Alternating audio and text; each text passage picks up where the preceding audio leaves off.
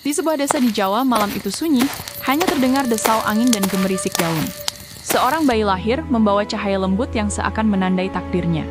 Namanya Raden Mas Said, namun kelak dunia akan mengenalnya sebagai Sunan Kalijaga. Sejak kecil, ia berbeda.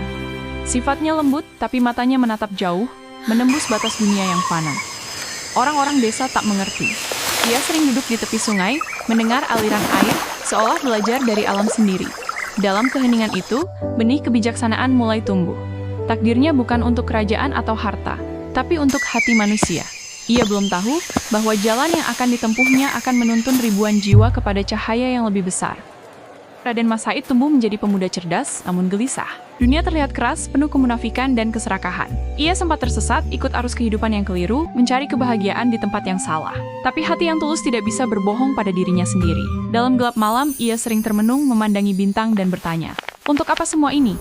Hingga suatu hari, ia bertemu seorang guru sufi yang lembut, yang menunjukkan bahwa kekuatan sejati bukan dari pedang atau harta, tetapi dari kasih dan kebenaran. Dari pertemuan itu, jiwa Raden Mas Said mulai berubah. Ia meninggalkan masa lalunya yang gelap, membuka pintu hati untuk cahaya ilahi. Kini, Raden Mas Said berjalan di antara desa dan kota, membawa pesan damai. Tapi ia tidak bicara dengan cara biasa. Ia menggunakan seni wayang, gamelan, dan cerita rakyat. Setiap gerakan wayang, setiap denting gamelan, ia selipkan pesan moral. Anak-anak tersenyum, orang tua terdiam, dan hati yang keras pun melembut.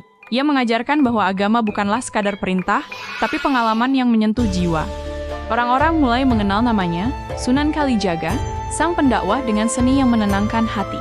Ia membuktikan bahwa jalan menuju Tuhan bisa melalui keindahan dan kearifan yang sederhana. Tak semua perjalanan mulus. Sunan Kalijaga menghadapi kebencian, ketidakmengertian, bahkan ancaman. Namun ia tetap sabar, menahan amarah, menebar kebaikan di setiap langkah. Ada seorang pedagang yang menolak ajarannya, seorang pejabat yang ingin mengusirnya. Tapi Kalijaga memilih diam, memberi teladan melalui perbuatan, bukan kata-kata. Suatu hari, saat ia menolong seorang anak hilang, seluruh desa tersentuh.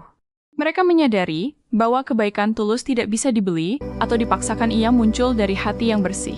Dalam sunyi malam itu, bintang-bintang seakan menunduk, memberi tanda bahwa jalan kebajikan selalu menemukan jalannya. Masa berlalu, Sunan Kalijaga menjadi legenda hidup. Namanya diingat bukan karena kekayaan atau kuasa, tetapi karena cinta yang ia tanamkan pada setiap jiwa. Dari desa ke desa, dari hati ke hati, ajarannya menebar seperti aliran sungai yang tak pernah kering. Orang-orang belajar bahwa keberanian sejati adalah memaafkan, bahwa kekuatan sejati adalah kelembutan, dan bahwa cahaya Tuhan ada di dalam setiap tindakan kecil. Kini, ketika angin malam berbisik, cerita Sunan Kalijaga tetap hidup. Ia mengajarkan kita bahwa satu hati yang tulus bisa mengubah dunia, dan cahaya itu tak pernah padam.